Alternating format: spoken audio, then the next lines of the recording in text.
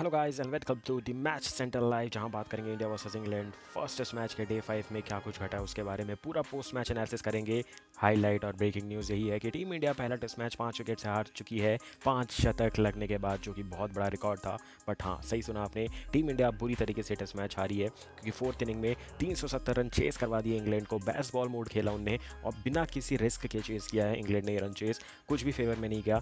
सबसे बड़ी बात थी जसप्रीत बुमराह को 19 ओवर में कोई विकेट ना मिलना। शार्दुल ठाकुर का गोल्डन आर्म काम जरूर आया, बट इतने विकेट नहीं ले पाए इंडिया कि ऑल आउट कर पाए। 5 विकेट फिर भी रह गए, जो रूट फिर से टिके रहे और खतरे बने सबसे बड़े बेन डकेट, जिनके बारे में डिटेल में डिस्कस करेंगे। तो चलिए करते हैं शुभारंभ इस मैच सेंटर लाइव का। डिटेल में डिस्कस करेंगे क्या कुछ घटा है 5वें दिन के खेल में और डीप डाइव करेंगे कि क्या कुछ बेहतर कर सकती है team India for the second test match.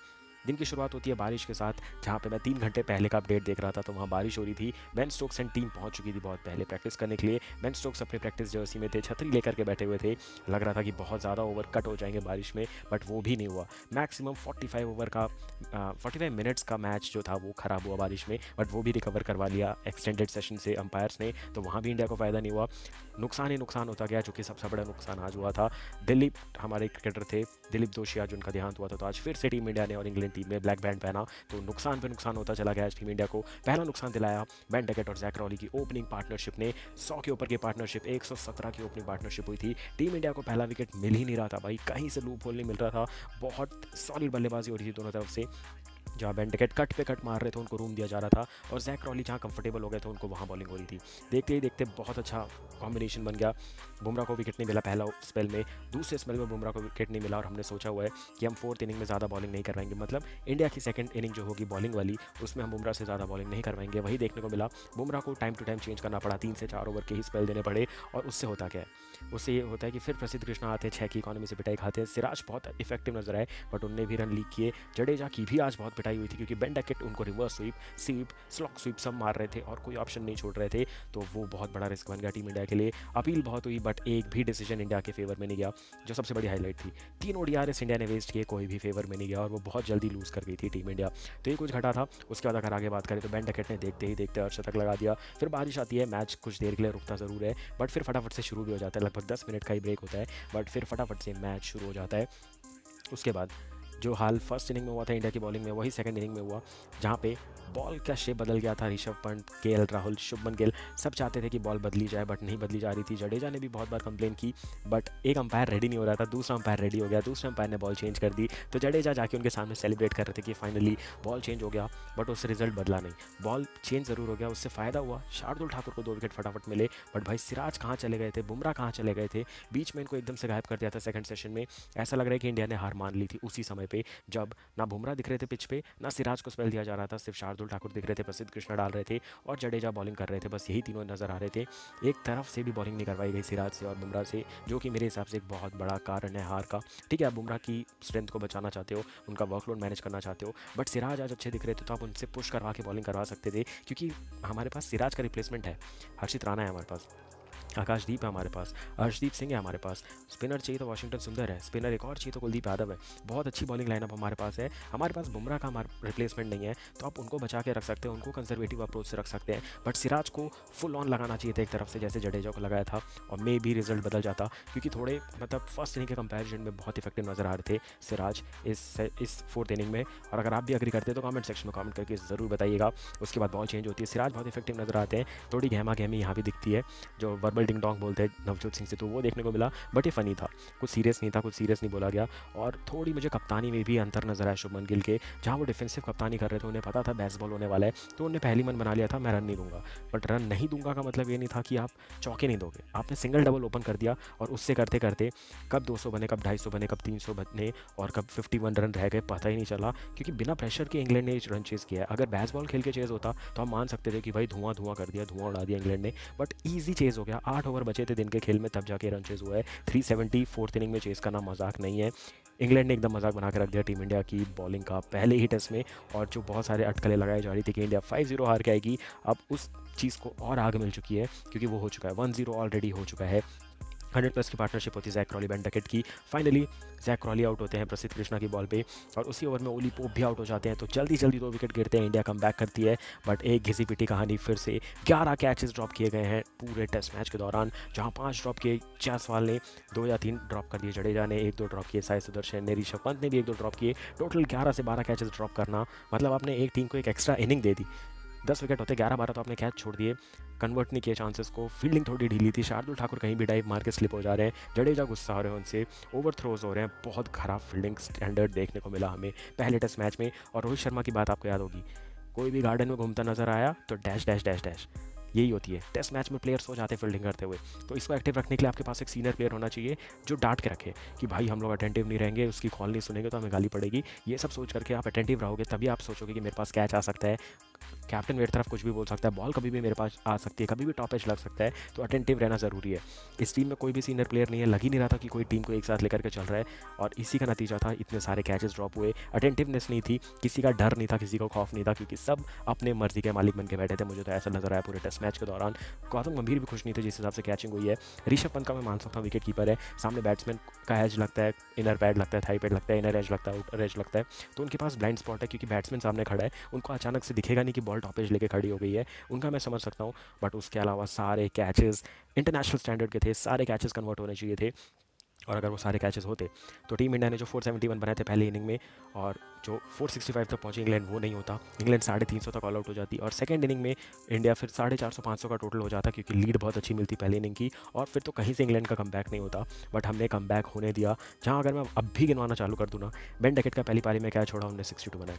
Jack Crawley का कैच छोड़ा, भले वो सस्ते में आउट हो गए, बट हैरी ब्रूक का नो बॉल पे विकेट गिरना, उनके 99 रन बनने। ओली पॉप का कैच छोड़ा जडेजा ने, वो शतक मार के जाते हैं। फिर जो रूट का कैच छोड़ा सेकंड पारी में, फिर बेन डकेट का 97 पे कैच छूटा। अगर 97 पे भी वो आउट हो जाते ना, तो 149 जो उन्हें तेज़ी से बनाया, वो नहीं बनते, तो उस 50 रन का भी प्रेशर हम इंग्लैंड पे डाल सकते थे, वो नहीं हुआ। तो ऑल इन ऑल में अगर मैं आपको हाई लेवल बताऊं, कैचेस ने बहुत नुकसान किया, कम से कम नहीं तो 300-350 रन का नुकसान हो गया हमें, जो हमने कैचेस छोड़े हैं पूरे पहले टेस्ट मैच के दौरान। ज़्यादा बात करूंगा तो गुस्सा ज़्यादा आएगा, तो चलिए फटाफट से नेक्स्ट टॉपिक की ओर बढ़ते हैं कि क्या कुछ और घटा है दिन के खेल में। आते हैं the man with the golden arm, Shardul Thakur. क्या करते हैं, पहले इनिंग में इनको 6 ओवर दिए थे, दूसरी इनिंग में 4 ओवर हो चुके हैं, 5th ओवर डालने के लिए आते हैं, फटाफट से 2 विकेट लेकर के जाते हैं। बहुत क्रूशल विकेट्स थे वो उनके, क्योंकि मैच पूरी तरीके से सेटल नज़र आ रहा था, क्योंकि जैक क्रॉली आउट हो गए थे और बेन डकेट तंग करके रख रहे थे। सीधा सीधा बोलो ना, बेन डकेट ने तंग कर दिया था और हैरी ब्रूक खेल रहे थे, दोनों को फटफट करके आउट किया। बेन डकेट को तो ड्राइव पे आउट किया, नीतीश कुमार रेड्डी के हाथ में कैच दिलाया। और बेन डकेट के आउट होने से 2 बॉल पहले ही मैंने कमेंट किया था कि बेन डकेट बहुत सोच रहे हैं, किसी भी बॉल पे बीट हो जा रहे हैं ना, तो उसी बॉल के बारे में सोच रहे हैं, कहाँ पिच खाई थी, कहाँ इंपैक्ट हुआ था, मैं किस स्टांस में था। अपने non striker friend Jack Crawley से पूछ रहे हैं कि मैं कहाँ से खेला था, कहाँ से मिस हो गया, सब पूछ रहे थे। वहीं कन्फ्यूजन का कारण बना, वहीं उनका विकेट गिर गया, तो वो आउट होते हैं। फिर हैरी ब्रूक आउट होते हैं, फटाफट से जो रूट और बेन स्टोक्स आ जाते हैं प्लेइंग पिच पे, और मोस्ट एक्सपीरियंस प्लेयर नजर आते हैं ग्राउंड पे। मैच पलटता ज़रूर है, बट उसके बाद टी ब्रेक भी हो जाता है, लंच ब्रेक हो जाता है, और उसके बाद क्या होता है, उसके बाद आपको पता है भाई जो रूट है बेन स्टोक्स से, तो थोड़ा तो पकड़ा फिसलेगा, मैच कन्वर्ट होगा, एक तरफ झुकेगा ज़्यादा, वही देखने को मिला। बेन स्टोक्स सोच के आए थे भाई जडेजा को सिर्फ स्वीप मारूंगा, मैं सीधे बैट से खेलूंगा ही नहीं। वही जो रूट बहुत क्लासिकल इनिंग खेल करके जा रहे थे, ऐसे ही उनने 13,000 टेस्ट में रन नहीं बनाए। बहुत ही एलिगेंट बल्लेबाजी की है जो रूट ने, और बेन स्टोक्स जब वो शॉट्स खेल रहे थे तो लग रहा था कि भाई भले कितने भी रन बना ले, एक रन के लिए वो इतना रिस्क ले रहे हैं, वो कभी ना कभी नुकसान करेगा। तो वही होता है, इवेंचुअली उनका विकेट भी मिलता है। टीम इंडिया कमबैक ज़रूर करती है, बट तीनों जो DRS फेस्ड हुए वो एक बहुत बड़ा कारण था। इतनी ख़राब कैप्टनसी, इतनी ख़राब, मैं अगर बोलूँगा ना, इनपुट मिलना, पंत से इतने ख़राब इनपुट नहीं मिलते कि आपके तीनों DRS वेस्ट हो जाएं और तीनों अंपायर्स कॉल भी साबित ना हो। इतनी ख़राब DRS का यूज़ हुआ है इस टेस्ट मैच में। और उसके बाद जब विकेट मिलता भी है तो बेन स्टोक्स का मिलता है, जहाँ पे बहुत लेट हो जाता है, क्योंकि तब भी हमें 100 रन बचाने, 100 रन बनाने इंग्लैंड के लिए वैसे भी मुश्किल नहीं था। बट एक थोड़ी सी खुशी हमें मिली थी कि चलो जो रूट के साथ जेमी स्मिथ आएंगे, जेमी स्मिथ का एक्सपीरियंस कम है, उसके बाद फटाफट से हम विकेट ले सकते हैं। बट उसके लिए हमें जो रूट का विकेट लेना ज़रूरी था, जो कि विकेट देने को बिल्कुल भी तैयार नहीं थे, और मैच में बहुत सारी चीज़ें हो रही थी। एक टाइम पे जब KL राहुल लग रहा था कैप्टनसी कर रहे हैं, तब बहुत अच्छा मैच चल रहा था। शुभमन गिल की तो लग रहा था चल ही नहीं रही है, ऋषभ पंत जैसा बोल रहे थे वैसे फील्ड सेट हो रही थी, वैसे बॉलिंग चेंजेस हो रहे थे। अभी शुभमन गिल को टाइम लगेगा धीरे धीरे सेटल होने में, अभी हेल्प लेंगे एक दूसरे से, बट आगे चलते हुए शुभमन गिल को पूरी टीम खुद से चलानी पड़ेगी।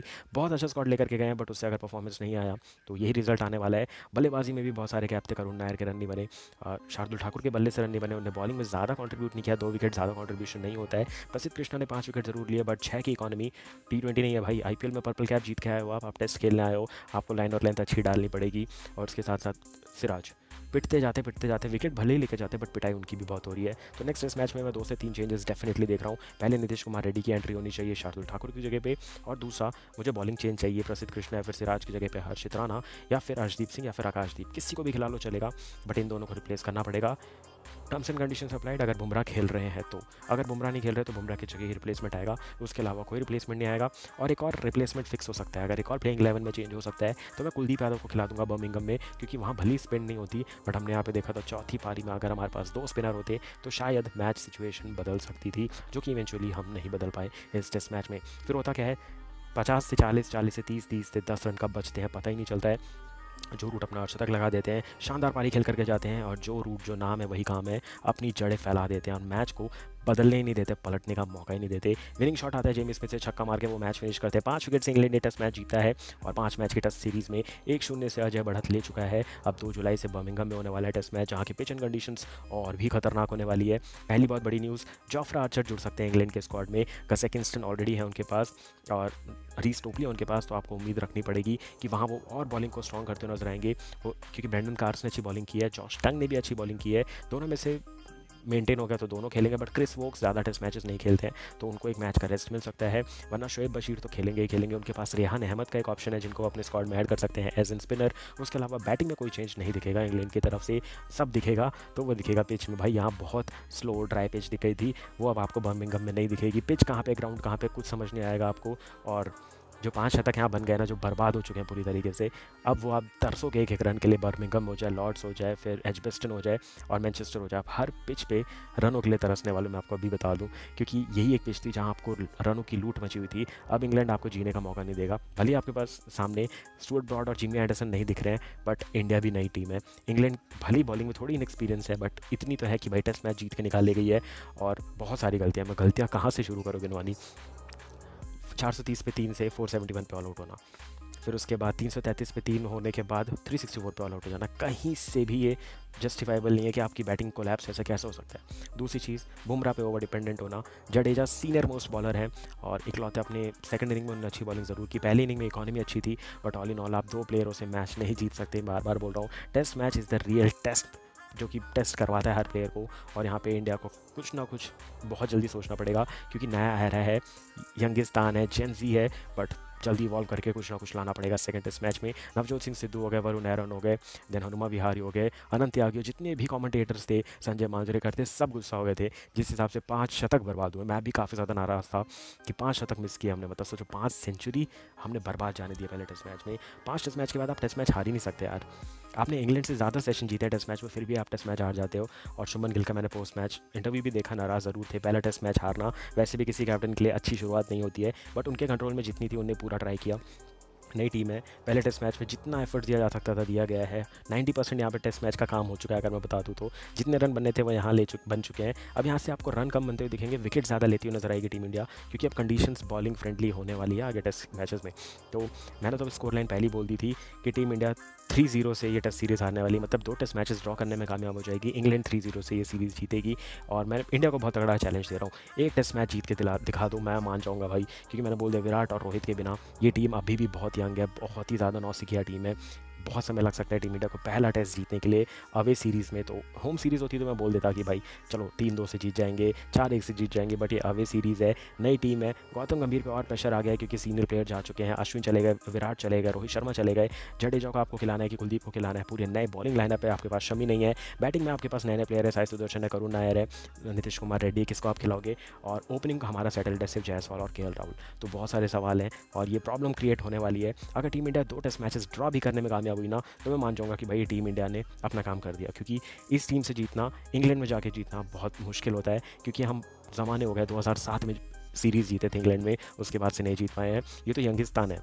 हम लोग senior most player Sourav Ganguly, VVS Laxman, Rahul Dravid, Tendulkar थे हमारे पास, अनिल कुंबले थे, हरभजन सिंह थे, बॉलिंग में ज़हीर खान थे, तगड़े तगड़े प्लेयर होने के बाद भी हम नहीं जीते हैं। तो ये तो अभी नई नवेली नौसिखिया टीम है, तो मुझे लग रहा है इनको थोड़ा समय लगेगा, बट हमें सपोर्ट करना अपनी टीम इंडिया को सेकंड टेस्ट मैच में, जो कि एजबेस्टन में 2 जुलाई से खेले जाने वाला है। अच्छा खासा 8 दिन का ब्रेक मिल रहा है। उम्मीद करते हैं बुमराह डेफिनेटली कम बैक करें। टीम इंडिया 2 से 3 चेंजेस कर दें, नीतीश कुमार रेड्डी को ले आके 11 में, हो सके तो कुलदीप यादव को ले आएँ। और तीसरा चेंज होगा पेसर्स में, जहां आकाशदीप, हर्षित राणा ज़रूर खेलते हुए नजर आएंगे। और अगर ज़्यादा हरी पिच दिखी तभी left arm pacer Harshdeep Singh दिखेंगे आपको टीम में। तो ये कुछ खास घटा है मैच में जो कि हमारे इंडियन फेवर में नहीं गया है। हम सोच रहे थे 1-0 इंडिया के फेवर में आएगा, बट वो गया इंग्लैंड के फेवर में। बट हमें इससे जितने पॉजिटिव वो निकालने पड़ेंगे, और जो चीज़ें हैं जो कि नेगेटिव गई हैं जिससे हमें काम करने की ज़रूरत है उस पर भी सोच विचार करना पड़ेगा। बहुत बड़ी टीम मीटिंग होने वाली है टीम इंडिया की, एक एक चीज़ों पर डिस्कशन होने वाला है। आपको वो इंसिडेंट भी याद होगा जहाँ जायसवाल बाउंड्री पे फील्डिंग कर रहे थे, वहाँ बैंटर चल रहा था, उनको चिढ़ाया जा रहा था बाउंड्री पे, तो वो भी झेलना पड़ेगा जायसवाल को, क्योंकि भले उन्होंने शतक बनाया बट 200 रन पिटवा दिए हैं कैचेस छोड़ के। तो स्टीवन बराबर कर दिया, इवन स्टीवन वाली सिचुएशन हो गई, बट अब भूलना पड़ेगा, गलतियों को सुधारना पड़ेगा, सेकंड टेस्ट मैच में फ्रेश उतरना पड़ेगा। खासकर जसप्रीत बुमराह को, भाई वो हमारे लिए जेम है और उन पे फोकस रहेगा, और सारे सीनियर प्लेयर पे फोकस रहेगा, केएल राहुल, शुभमन गिल और फिर ऋषभ पंत पे रहेगा। जायसवाल अब लगभग 100 मार के आ रहे थे, उनका फॉर्म अच्छा हो चुका है। तो देखना होगा टीम इंडिया इस टेस्ट मैच के पॉजिटिव लेकर के, और कैसे रिकवर करके, कैसे वर्कलोड करके, कैसे प्रैक्टिस करके उतरेगी एज वेस्टर्न में on the 2 July for the second test match. कैसा लगा अपडेट, कैसी लगी है match centre live, comment section में कमेंट करके जरूर बताइएगा। मैं आप सभी के साथ वापस मिलूंगा सारे क्रिकेटिंग अपडेट के साथ। All the best and take care.